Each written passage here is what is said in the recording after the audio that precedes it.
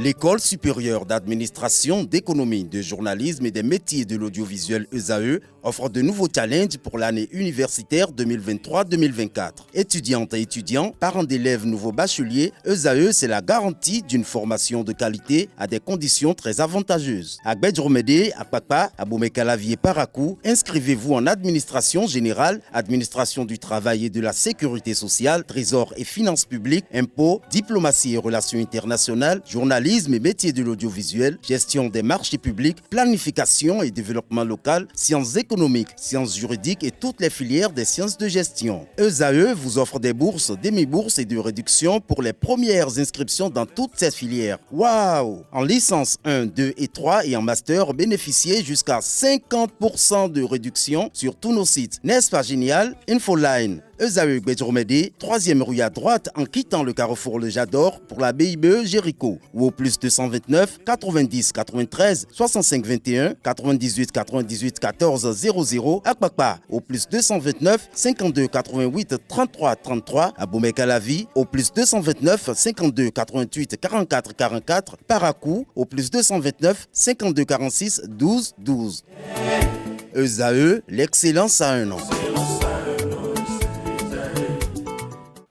Bonjour à tous, mondial de pétanque Bénin 2023, les guépards boulis ont fait vibrer la foule et créé l'étonnement à l'esplanade de l'Amazone. Dans un retournement inattendu, la doublette mixte béninoise composée de Marcel Gbetaglé et Laïma Sambo s'est qualifiée pour la finale en se débarrassant du Burkina Faso 13-11.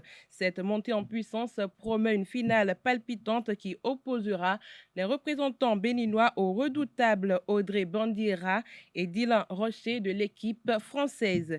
Les premiers champions de la 50e édition des mondiaux de pétanque seront connus ce jour mardi 12 septembre et sur les 5 au menu, le Bénin disputera la doublette mixte à 9h et la doublette homme à 16h. Les guépards du Bénin ont concédé une défaite fatale au Mozambique 3-2 samedi dernier à l'occasion de la dernière journée des éliminatoires de la Coupe d'Afrique des Nations CAN Côte d'Ivoire 2023. Quelques jours après cette élimination, une équipe de la rédaction de ESAE TV a recueilli les impressions de quelques citoyens. Suivons ensemble.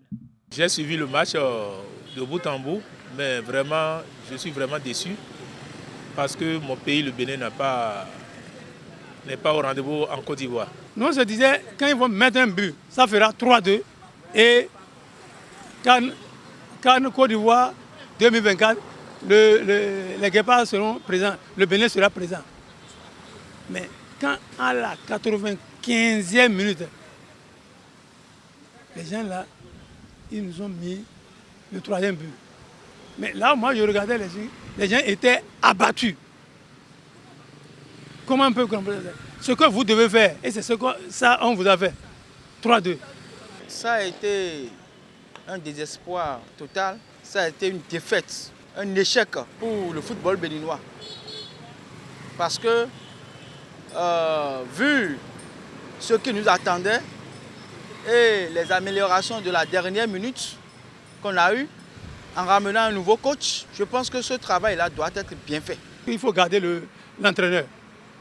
Si c'était cet entraîneur-là qui était là dès le début, vraiment, je pense que le Bénin allait se qualifier au moins pour cette CAN-là.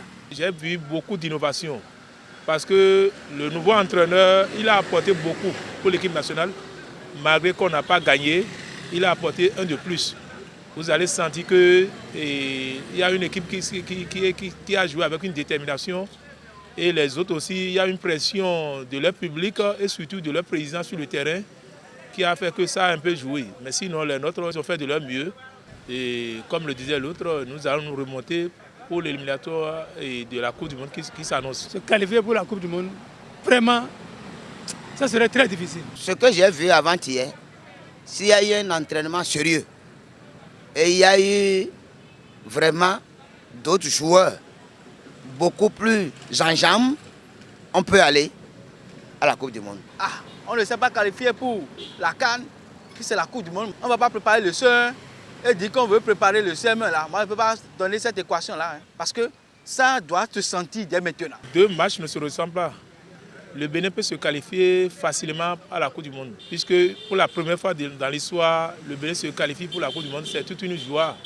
Donc nous allons souhaiter cela pour notre pays.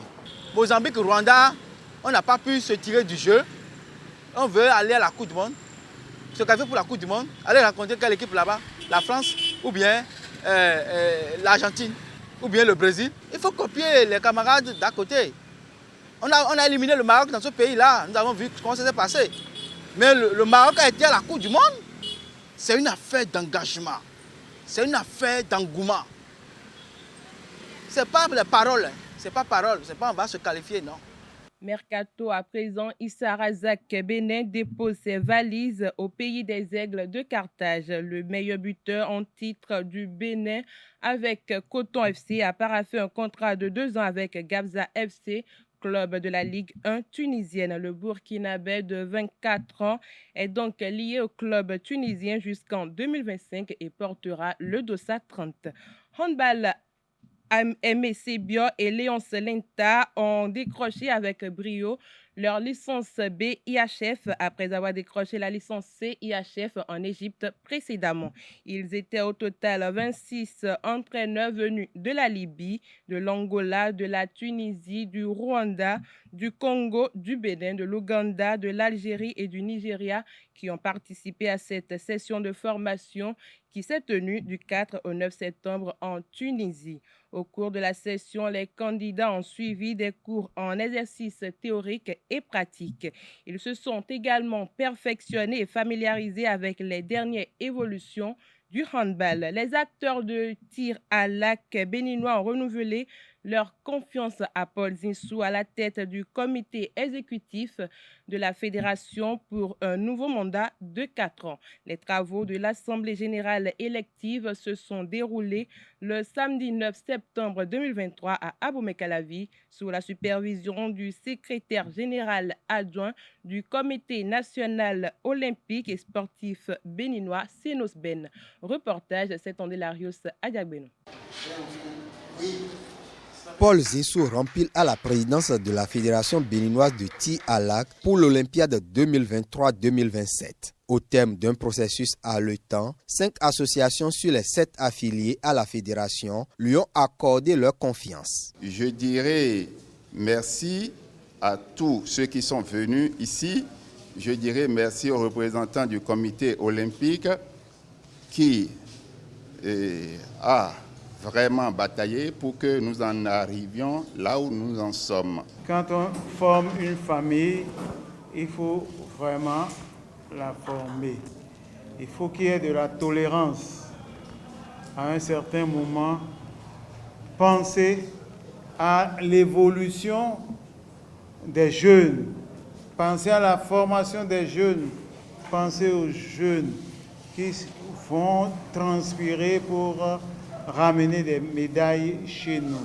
Le président Zinsou va poursuivre l'œuvre de développement du tir à l'arc au Bénin avec un bureau remanié à plus de 61%. Seuls 5 membres sur les 13 de l'ancienne équipe ont été reconduits. Je puis dire à tous ceux qui semblent être hors du bureau qu'il y a les commissions, le bureau va se réunir pour pouvoir faire nommer les uns et les autres au niveau des commissions pour qu'on élève le niveau du tir à l'arc au plan interne en matière de qualité du travail.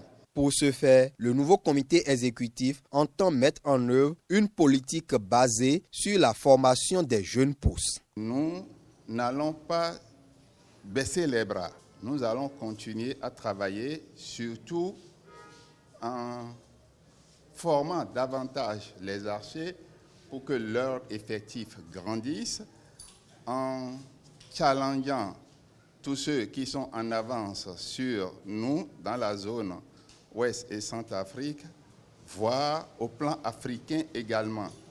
Pour cela, nous avons adopté une nouvelle politique pour que les arcs soient à disposition des jeunes archers. Ils devront travailler dans leur maison avant de venir au terrain pour qu'on voit leur performance, comment ça progresse. Hormis le renouvellement du comité exécutif, les délégués ont donné quitus à la gestion du bureau sortant sous réserve de la mise au point du rapport financier en commission ad hoc. Face aux difficultés rencontrées vers la fin du mandat, 2 commissaires aux comptes ont été élus pour veiller au respect de l'orthodoxie en matière de gestion financière et comptable. Moins de 24 heures après son élection, le nouveau comité exécutif de la Fédération béninoise de tir à l'arc a organisé sa première activité. Paul Zinsou et son équipe ont procédé à la remise officielle des médailles remportées au Tizokata et au Grand International d'Abidjan aux ayants droit devant leurs parents à son siège à Kokokodji. Reportage de Setondelarius Adjagbenon. Il a pris.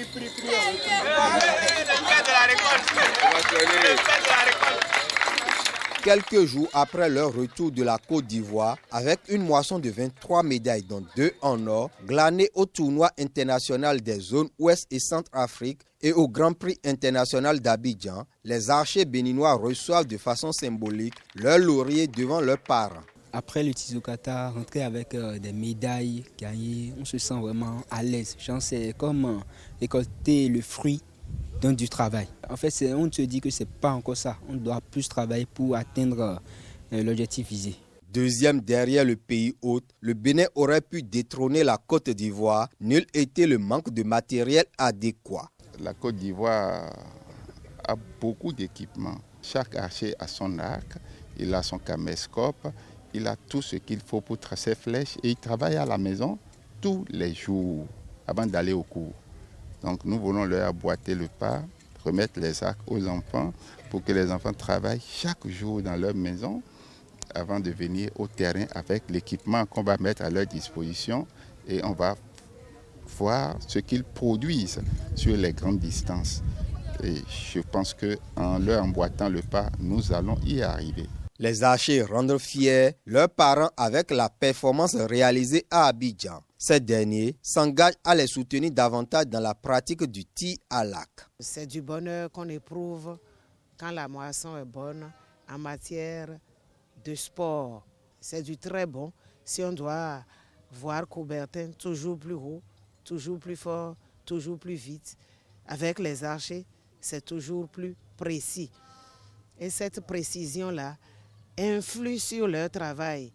Les enfants, l'intellectuel, bientôt la rentrée, s'ils doivent être aussi précis et moissonner aussi fort, ça veut dire qu'il y aura une bonne influence sur leur travail, sur l'année scolaire. Donc, l'archer pour longtemps, l'archer pour toujours, pourvu qu'il y ait les coachs, nous serons là. Le tir à l'arc, toujours présent. Archers, responsables fédéraux et parents se sont séparés dans l'espoir de réaliser de meilleures performances en 2024. Et c'est tout pour la page des sports de ce matin. Merci et à très bientôt.